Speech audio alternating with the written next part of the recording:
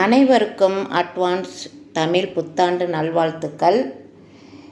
புத்தாண்டு அன்னைக்கு ஒரு சூப்பரான ஸ்வீட் செய்யலான்னு இருக்கேன். அஸ்ஸலாமு அலைக்கும், வெல்கம் டு எஃப்எம் சமையல்.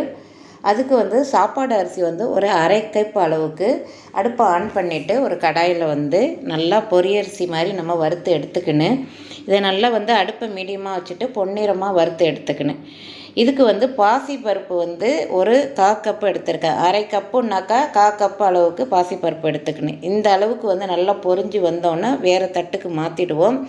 இதை எடுத்து வச்சுட்டு அடுத்தது பாசிப்பருப்பை வறுத்துக்கணும். பாசிப்பருப்பும் வாசனை வர அளவுக்கு வறுத்துக்கணும், பொன்னிறமாக வறுத்துக்கணும். அடுப்பை கொஞ்சம் மீடியமாக வச்சுக்கோங்க, இல்லைன்னா தீயறதுக்கு வாய்ப்பு இருக்குது.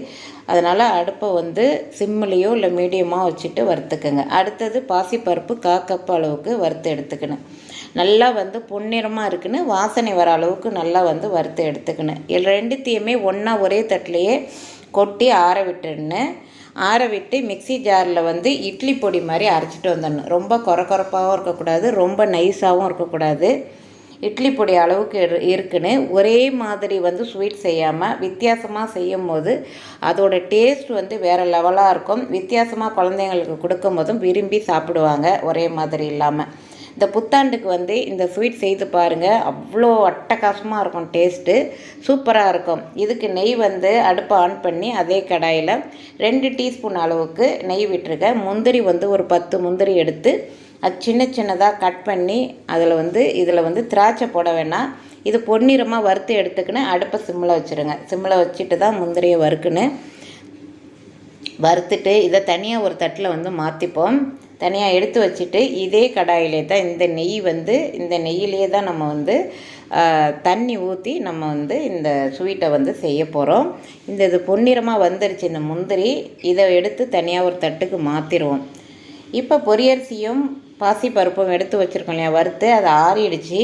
அதை மிக்சி ஜாரில் ஒரு ஓட்டிடுவோம். இதை சின்ன ஜாரில் தான் 2ஆக நான் அரைச்சி எடுத்துக்க போகிறேன். இதை ஒரு பாதி அளவுக்கு எடுத்துக்கிட்டு அரைச்சி இதை எடுத்துப்போம். எந்த அளவுக்கு அரைக்கிறோம் அப்படிங்கிறத பார்த்துப்போம். இந்த அளவுக்கு அரைச்சிக்கிட்டால் போதும். இப்போ பாருங்கள், இட்லி பொடி அளவுக்கு எடுத்துக்கிட்டால் போதும். ரொம்ப நெய்ஸாகவும் இருக்கக்கூடாது, ரொம்ப கொரப்பாகவும் இருக்கக்கூடாது. அடுப்பை ஆன் பண்ணி அதே கடாயில் முந்திரிலாம் வறுத்துருக்கோம் இல்லையா, அந்த நெய்யிலேயே 2 கப் அளவுக்கு தண்ணி விட்டுருக்கேன். ஏன்னாக்கா அரை கப்பு சாப்பாடு அரிசி எடுத்தால் 1/4 கப்பு 3/4 கப்பு அளவுக்கு 1/2 கப்பு ஊற்றுனேன். இதுக்கு கொஞ்சம் கூடுதலாகவே ஊற்றுனேன். ஏன்னாக்கா கொஞ்சம் வேந்து நல்லா வரும். அதனால் 2 கப் அளவுக்கு ஒரு அரை கப்பு எப்போதுமே கொஞ்சம் கூடுதலாக ஊற்றிக்கங்க. இப்போ அந்த ஒரு சுவைக்காக பிஞ்சு அளவுக்கு உப்பு போட்டுக்கோங்க. அப்போ தான் தூக்கலாக இருக்கும், இனிப்பு தூக்கி கொடுக்கும். இப்போ அந்த பொரியரிசியும் அந்த பாசிப்பருப்பும் வறுத்து வச்சுருக்கோம் இல்லையா, அரைச்சி அதை இதில் கொட்டிடுவோம். கட்டி படுற மாதிரி இருக்கும், பயப்பட வேண்டாம். எல்லாத்தையும் உடச்சி விட்டு கைவிடாமல் கிண்டுன்னு ஃபஸ்ட்டு ஹையில் வச்சு கிண்டுங்க. பிறகு மீடியமாக அடுப்பை வச்சுட்டு கிண்டுங்க. இது கட்டி படுற மாதிரி இருக்கும், ஆனால் கட்டிப்படாது. நம்ம கிண்ட கரெக்டாக வந்துடும். இது கிண்டுறதுல தான் இருக்குது. கைவிடாமல் கிண்டுன்னு கிண்ட அது ட்ரை ஆகி அது நல்லா வெந்து நல்லா வந்துடும். நம்ம கிண்டிக்கிட்டே இருக்குன்னு இது சீக்கிரமாகவும் அல்வா மாதிரிலாம் கிண்டிகிட்டு இருக்க வேணாம். குயிக்காக இப்போ கேசரிலாம் கிண்டுறோம் இல்லையா, அந்த அளவுக்கு கிண்டுனா போதும். இது ரொம்ப ஈஸி தான், ரொம்ப கஷ்டம் கிடையாது. கிண்டிட்டு இதுக்கு முந்திரிலாம் வறுத்து எடுத்து வச்சுருக்கோம் இல்லையா, அதெல்லாம் மிக்ஸ் பண்ண போகிறோம். சர்க்கரை போட போகிறோம், ஏலக்காய் தூள் போட போகிறோம்.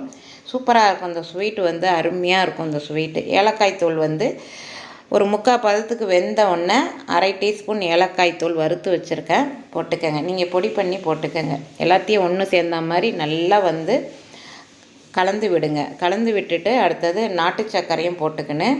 இப்போ முந்திரி எடுத்து வச்சுருக்கோம் இல்லையா, அதையும் போட்டுக்கணும். இது சர்க்கரை அரை கப் அளவுக்கு நாட்டு சர்க்கரை போட்டிருக்கேன். நீங்கள் சாதா சர்க்கரையாக இருந்தால் காய்ச்சிட்டு வடிகட்டி போட்டுக்கோங்க. நாட்டு சர்க்கரையாக இருந்தால் நேரடியாக போட்டுக்கலாம். ஆனால் சீனி சேர்க்க வேண்டாம்.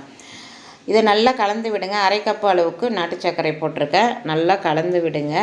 ஹெல்த்தியும் கூட. பாசிப்பருப்பு இருக்குது, சாப்பாடு அரிசி, இது பொரியரிசி மாதிரி வறுத்துடுறோம். சூப்பராக இருக்கும். இதுக்கு தேங்காய் துருவல் லாஸ்ட்டாக போட்டு கூட செய்யலாம், அதுவும் சூப்பராக இருக்கும். நான் இன்றைக்கி போடலை, எப்போதும் தேங்காய் துருவல் போடுவேன், இன்றைக்கி போடலை. நல்லா கலந்து விட்டுட்டு இப்போ முந்திரி எடுத்து வச்சுருக்கோம் இல்லையா, அதையும் போட போகிறோம். 1 டீஸ்பூன் அளவுக்கு நெய் சேர்த்துருக்கேன். விருப்பம் இருந்தால் சேருங்க. நல்லா இல்லைன்னாக்கா அந்த ஃபஸ்ட்டே நம்ம நெய் போட்டிருக்கோம் இல்லையா, அதே போதுமானது. இதுக்கு ரொம்ப நெய்யெலாம் போட வேண்டிய அவசியம் இல்லை. இதை நல்லா கலந்து விடுங்க. கலந்து விட்டுட்டு இப்போ லாஸ்ட்டாக முந்திரி எடுத்து இதில் போட போகிறோம். போட்டு கலந்து விடுங்க. நீங்கள் கடைசியாக கூட போட்டுக்கலாம். கலந்து விடும்போது எல்லா பக்கமும் அந்த முந்திரி இருக்கும். நம்ம சாப்பிடும் போது நமக்கு நல்லாயிருக்கும் சாப்பிடும்போது. அதனால தான் லாஸ்ட்டாக போட்டு எல்லாத்தையும் கலந்து விடுறேன். கலந்து விட்டு அடுப்பை சிம்மில் வச்சு நல்லா கலந்து விட்டு இவங்க இப்போ ஆஃப் பண்ணுற ஸ்டேஜுக்கு வந்துட்டாங்க. இந்த ஸ்டேஜுக்கு கரெக்ட் பண்ணிவிட்டு அடுப்பை ஆஃப் பண்ணிடணும்.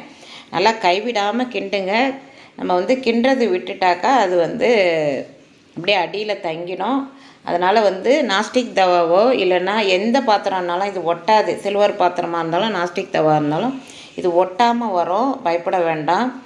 இது நல்லா கிண்டியாச்சு. அடுப்பை ஆஃப் பண்ண வேண்டியதான். ஒரு கிளாஸ் பாத்திரம் ஒரு பவுல் எடுத்திருக்கேன். அதில் நெய் தடவிட்டு இந்த அளவுக்கு அடுப்பை ஆஃப் பண்ணிக்கணும். நல்லா வெந்து கரெக்டாக வந்துட்டாங்க. இப்போ இந்த கிளாஸ் பாத்திரத்தில் இதை கரெக்ட் பண்ணி நல்லா சமமாக ஆக்கிட்டு இப்போ ஒரு தட்டுக்கு அதை உடனே நான் தட்டிட்டேன். ஆற விட்டுலாம் தட்டல, உடனே தட்டிட்டேன். சமமாக ஆக்கிட்டு ஒரு தட்டு தட்டிட்டு எடுத்தாக்கா அட்டகாசமான பாசிப்பருப்பு பொரியல் வைத்த ஒரு ஸ்வீட் ரெடி ஆகிட்டாங்க. நீங்களும் செய்து பார்த்துட்டு உங்களோட கருத்துக்களை சொல்லுங்கள். அனைவரும் சப்ஸ்கிரைப் பண்ணாதவங்க சப்ஸ்கிரைப் பண்ணுங்கள், லைக் பண்ணுங்கள், ஷேர் பண்ணுங்கள். தேங்க்யூ ஃபார் வாட்சிங்.